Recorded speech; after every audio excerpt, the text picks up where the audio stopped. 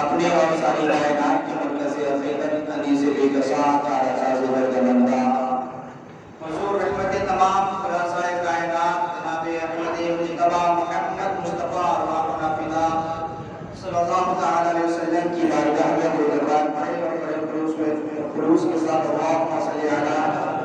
سیدنا شفیعنا مولانا محمد بارک وسلم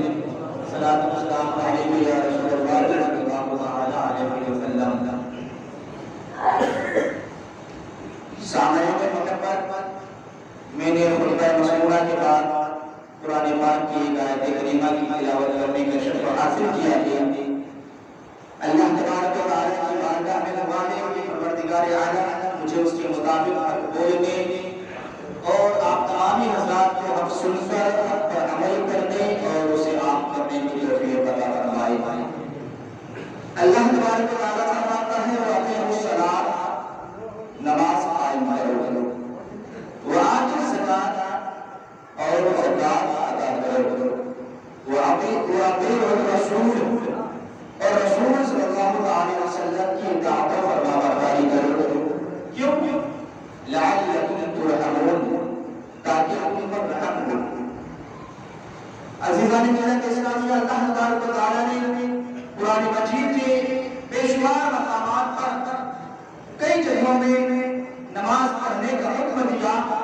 تو نماز پڑھنے کے ساتھ، نماز کے حکم کے ساتھ زکات کا بھی حکم دیا کہ اے مسلمانوں، اے ایمان والو، تم نماز پڑھو اور زکات ادا کرو۔ حضرات، اللہ تبارک و تعالی مسلمانوں کو یہ بتانا چاہتا ہے، جو حکم دیتا ہے کہ اے میرے بندوں، اے نماز پڑھنے والوں،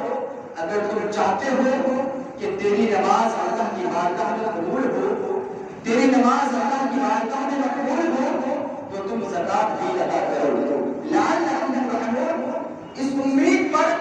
کہ تم پر جو ہے اللہ کا رحم ہو۔ عزیزان ملت اسلامیہ، زکات ایک مرتبہ حضور صلی اللہ تعالی علیہ وسلم کی بارگاہ میں حضرت سیدنا جبرائیل علیہ السلام آتے ہیں، انسانی شکل اختیار کر کے آتے ہیں اور حضور صلی اللہ تعالی علیہ وسلم کے پاس آ کے بیٹھتے ہیں اور عرض کرتے ہیں یا رسول اللہ، اسلام کی تعریف چاہیے، اسلام کسے کہتے ہیں؟ تو اللہ کے رسول صلی اللہ تعالی علیہ وسلم فرماتے ہیں کہ اسلام یہ ہے کہ اس بات کی گواہی ہو کہ اللہ کے سوا کوئی عبادت کے لائق نہیں، اور محمد صلی اللہ تعالی علیہ وسلم اللہ کے رسول اور اس کے بندے ہیں، اور نماز قائم کرو، زکات ادا کرو، اور اگر اللہ نے اتنی دولت سے نوازا ہے، اگر تم صاحب استطاعت ہو تو حج کو چلے جاؤ اور ماہ رمضان کے روزے رکھو۔ یعنی کہ اللہ کے رسول صلی اللہ تعالی علیہ وسلم نے جو اسلام کی تعریف بیان کی ہے، اسلام کی جو ڈیفینیشن بتایا ہے، وہ یہ ہے کہ آپ اس بات کی گواہی دیجیے کہ اللہ کے سوا کوئی عبادت کے لائق نہیں، اور محمد صلی اللہ تعالی علیہ وسلم اس کے رسول ہیں، اور نماز قائم کیجیے اور زکات دیجیے۔ اللہ کے نبی نے جو اسلام کی تعریف بتایا ہے، اس میں جو تیسری چیز ہے وہ کوئی اور چیز نہیں، وہ زکات جیسی محترم الشان عبادت ہے۔ اور ایک مقام پر میرے آقا صلی اللہ تعالی علیہ وسلم ارشاد فرماتے ہیں کہ الاسلام علی خمس، کہ اسلام کی بنیاد 5 چیزوں پر ہے، اسلام کی بنیاد 5 چیزوں پر ہے، یعنی کہ اللہ کی وحدانیت کی گواہی دینا، اور رسول صلی اللہ تعالی علیہ وسلم کی رسالت کی گواہی دینا، اور نماز ادا کرنا، زکات دینا، خانہ کعبہ کا حج کرنا، اور جو ہے ماہ رمضان شریف کا روزہ رکھنا۔ یہ 5 چیزیں اسلام کی بنیاد ہے۔ ان میں سے کسی ایک چیز کا بھی اگر کوئی شخص انکار کر دیتا ہے تو وہ کافر ہو جائے گا، وہ حدود اسلام سے خارج ہو جائے گا۔ عزیزان ملت اسلامیہ، زکات وہ محترم الشان عبادت ہے کہ اگر کوئی شخص صاحب نصاب ہے اور وہ زکات ادا نہیں کرتا ہے، وہ زکات کا انکار کر دیتا ہے، وہ کافر ہو جائے گا۔ اور اگر وہ زکات کا فرض مانتا ہے مگر فرض ماننے کے بعد وہ زکات کو ادا نہیں کرتا، فرض مانے لیکن زکات کو ادا نہ کرتا ہو، تو ایسے شخص کے بارے میں حکم ہے کہ حاکم اسلام سے قتل کر دے، اس کے گردن کو اس کے تن سے جدا کر دے، اور اگر کوئی شخص زکات کا فرض مانتا بھی ہو اور ادا کرتا ہوں لیکن ادائیگی میں تاخیر کر کے ادا کرتا ہوں. وہ سال گزار کر کے 1 سال 2 سال گزار کر میں تاخیر کر کے زکات ادا کرتا ہوں. تو ایسے شخص کے بارے میں آپ کہیں کہ وہ مردود الشہادہ ہے کہ یعنی اسلام میں اس کی گواہی جو ہے مقبول نہیں گئی, اس کی شہادت مقبول نہیں گئی. عزیزان ملت اسلام یا زکات وہ عبادت ہے کہ اگر کوئی زکات کا انکار کر دے تو وہ کافر ہو جائے گا. اور زکات کس پر واجب ہے, کس پر فرض ہے؟ جو شخص صاحب نصاب ہے. ہر شخص کو معلوم ہے, بار بار بتانے کی ضرورت نہیں کہ صاحب نصاب کون ہوتا ہے. جس شخص کے پاس 7.5 تولہ سونا یا 52 تولہ چاندی ہو یا اس کی قیمت ہو, رہنے کے مکانات اور ضروریات کی چیزوں کو چھوڑ کر کے اتنا سونا یا چاندی ہو یا اس کی قیمت ہو, تو وہ شخص اسلام کی نظر میں صاحب نصاب ہے. وہ مالدار ہے, اس شخص پر زکات فرض ہے. اس شخص پر زکات پر اتنا مال ہونے کے باوجود اگر کوئی شخص زکات ادا نہیں کر پائے تو وہ شخص گنہگار ہوگا. وہ شخص گنہگار ہوگا, سخت عذاب کا مستحق ہوتا ہے. اللہ تبارک و تعالی بندوں کو آزمائش میں ڈالتا ہے, کبھی دولت دے کر کے, کبھی صحت دے کر کے, کبھی زمین جائیداد دے کر کے, کبھی جو ہے اولاد دے کر کے, کبھی خوبصورتی دے کر کے, کبھی صحت دے کر کے اللہ تبارک و تعالی اپنے بندوں کو آزمائش میں ڈالتا ہے اور امتحان لیتا ہے اور امتحان لیتا ہے کہ میرا کون سا بندہ کتنا متقی ہے, کتنا پرہیزگار ہے, میرا کون سا بندہ میرے کس حکم پر ہے, میرے حکم کو مانتا ہے. اس لیے میں عزیزان ملت اسلامی کا ہمیں چاہیے کہ ہم آزمائش میں ثابت قدم رہیں اور ہم اللہ تبارک و تعالی کے حکم کو مان کر کے, اللہ کے حکم کی تکمیل کر کے اللہ تبارک و تعالی کی بارگاہ میں محمود مقبول بن جائے.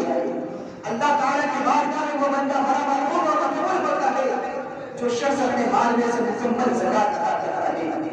جو شخص اپنے مال میں سے مکمل زکات ادا کرتا ہے وہ شخص اللہ کی بارگاہ میں بڑا محمود و مقبول ہوتا ہے.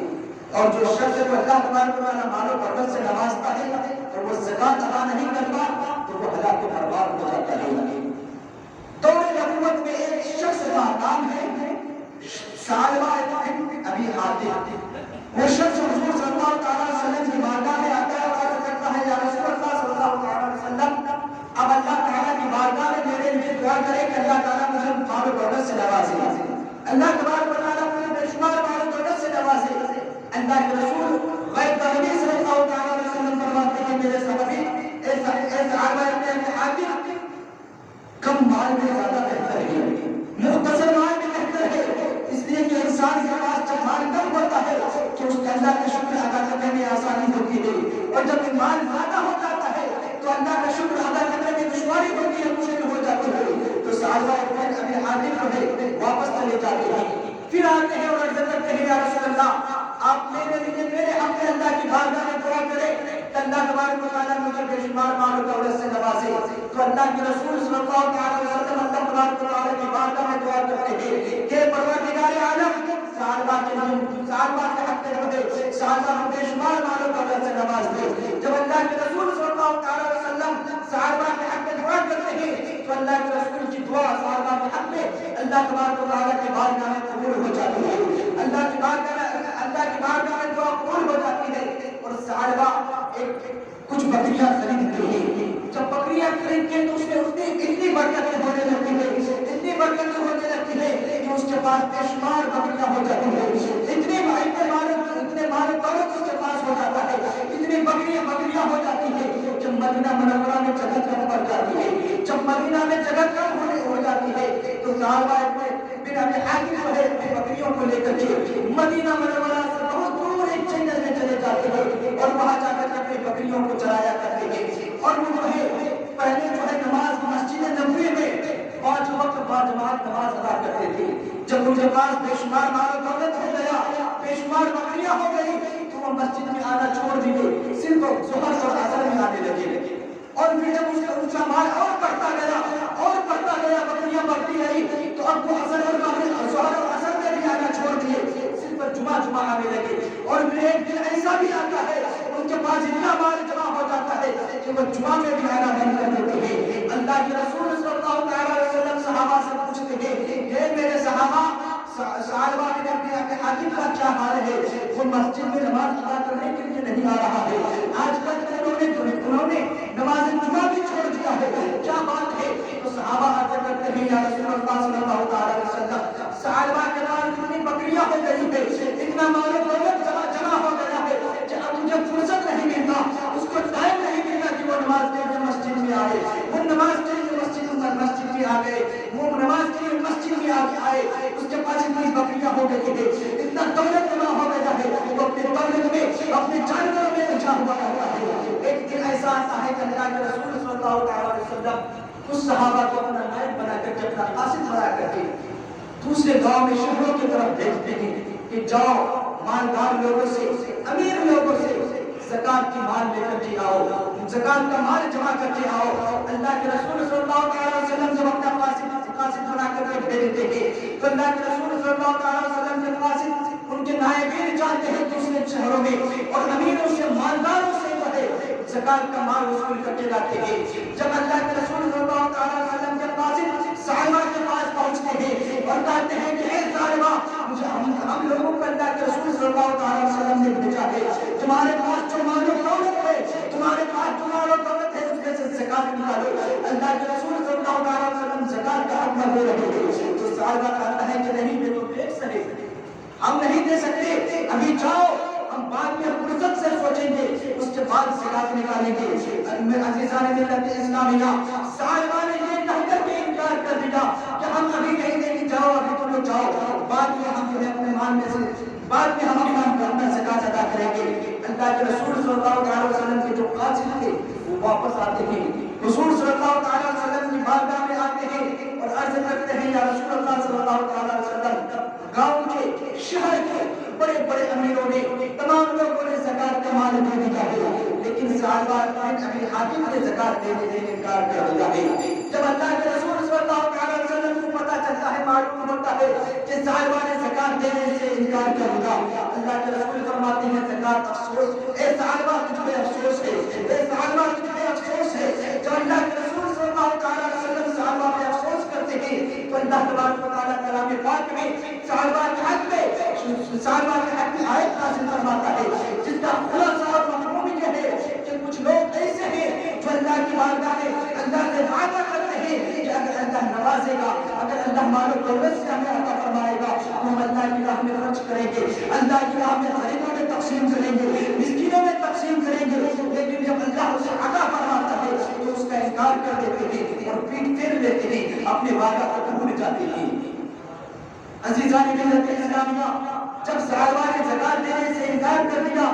اس کے حق میں اللہ تبارک و تعالیٰ نے کلام پاک میں آیت نازل فرمایا۔ جب صحابہ کو معلوم ہوا کہ ہم مجھ سے ناراض ہو کر کے، میرے غلطیوں سے ناراض ہو کر کے اللہ تبارک و تعالیٰ نے میرے حق میں جو ہے آیت کریمہ نازل فرمایا ہے، اب وہ جو ہے لوگوں کی نظر میں بے شرمندہ ہونے سے بچنے کے لیے اپنے مال میں سے کچھ، اپنے مال و دولت میں سے کچھ مال لے کر کے اللہ کے رسول صلی اللہ علیہ وسلم کے پاس آتے ہیں اور عرض کرتے ہیں یا رسول اللہ، یہ میرے مال کا زکات ہے، اسے قبول فرما لیجیے۔ جب وہ صحابہ عرض کرتے ہیں یا رسول اللہ میری زکات قبول فرمائیے، اللہ کے رسول صلی اللہ علیہ وسلم فرماتے ہیں صالبہ، تیرا مال، تیرے مال میں سے زکات اللہ کی بارگاہ میں قبول نہیں ہوگا، تو نے زکات دینے سے انکار کیا، تیرا زکات قبول نہیں کیا جائے گا۔ صالبہ افسوس نہ صالبہ جو ہے واپس چلے جاتے ہیں مایوس ہو کر کے، اور جب کچھ عرصے کے بعد اللہ کے رسول صلی اللہ علیہ وسلم کا وصال ہو جاتا ہے اور سیدنا صدیق اکبر خلیفہ اول بنتے ہیں، تو سیدنا صدیق اکبر جب خلیفہ بنتے ہیں، اب وہ صحابہ موقع غنیمت سمجھ کر اپنا مال لے کر کے آتے ہیں اور عرض کرتے ہیں کہ صدیق اکبر، یہ میرے مال میں سے زکات ہے، اسے آپ قبول فرما لیجیے۔ سیدنا صدیق اکبر یہ کہہ کر انکار کرتے تھے کہ جب تیرے مال میں سے اللہ تعالیٰ نے زکات کو قبول نہیں فرمایا، اس کے رسول نے تیرے مال میں سے زکات کو قبول نہیں فرمایا، تو میں بھی تیری زکات کو قبول نہیں کروں گا، واپس چلے جاؤ۔ صحابہ واپس چلے جاتا ہے۔ پھر جب سیدنا صدیق اکبر کا وصال ہوتا ہے، سیدنا فاروق اعظم جو ہے خلیفہ بنتے ہیں، دوسرے خلیفہ بنتے ہیں، وہ صحابہ اپنا مال لے کر کے سیدنا فاروق اعظم کے پاس آتے ہیں اور اپنا زکات کا مال دیتے ہیں، تو صدیق اکبر تو سیدنا فاروق اعظم ان کے کہہ کر کے ان کے زکات کا مال دینے سے انکار کر دیتے ہیں کہ جب میرے زکات کو اللہ نے قبول فرمایا, اللہ کے رسول نے حکم نہیں فرمایا, حضرت صدیق اکبر نے حکم نہیں فرمایا, تو بھی میں بھی میری ماننے سے زکات کو قبول نہیں کر سکتا. اور پھر جب تیسرے صحابی حضرت تیسرے خلیفہ حضرت عثمان غنی رضی اللہ تعالیٰ عنہ خلیفہ بنے, تو پھر صحابہ کا انتقال ہوا ہے, وفات پا ہوا ہے صحابہ کا. عزیزان ملت اسلامیہ, آپ نے دیکھا کہ جب اللہ تبارک و تعالیٰ نے حضرت صحابہ کو مال و دولت سے نوازا اور وہ زکات دینے سے انکار کر دیا تو وہ تباہ و برباد ہو گیا, اس کی زکات کسی نے قبول نہیں فرمایا اور وہ حرام ہو گیا. اور فرمایا جاتا ہے اللہ کے رسول صلی اللہ علیہ وسلم فرماتے ہیں بنی اسرائیل میں اس کا واقعہ ہے, حضرت موسیٰ علیہ السلام کا دور کا واقعہ ہے. قارون جو بہت ہی غریب تھا, بہت ہی پہلے مفلس تھا, سب کو پتا ہے کہ قارون کے پاس کتنا خزانہ تھا, کتنا مال و دولت تھا. اس کے بعد مال و دولت ہونے سے پہلے وہ بہت ہی غریب اور مفلس شخص تھا. اس کی غربت کو دیکھ کر, اس کی غریبی کو دیکھ کر کے سیدنا موسیٰ علیہ السلام نے اس کو جو ہے علم کیمیا سکھا دیا, ایک ایسا علم سکھا دیا کہ اس علم سے قارون نے بے شمار خزانے مال و دولت سونے چاندی جمع کر دیا. جب اس کے پاس سونے چاندی بہت ساری دولت جمع ہو گئی تو اب قارون کو حکم دیا گیا کہ زکات ادا کرو, تمہیں لوگوں کو احسان کرو جیسا کہ تجھ پہ اللہ نے احسان کیا ہو. تو قارون نے زکات دینے سے انکار کر دیا اور کہا کہ حضرت موسیٰ علیہ السلام ہمارے مال کو لینا چاہتے ہیں,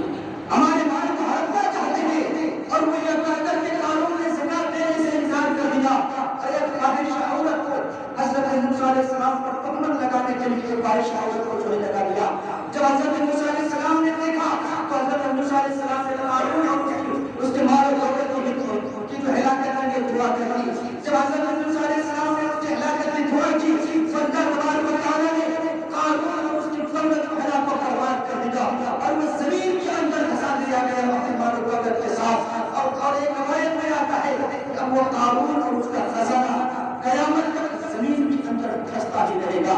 عزیزان ملت اسلامیہ, آپ نے دیکھا کہ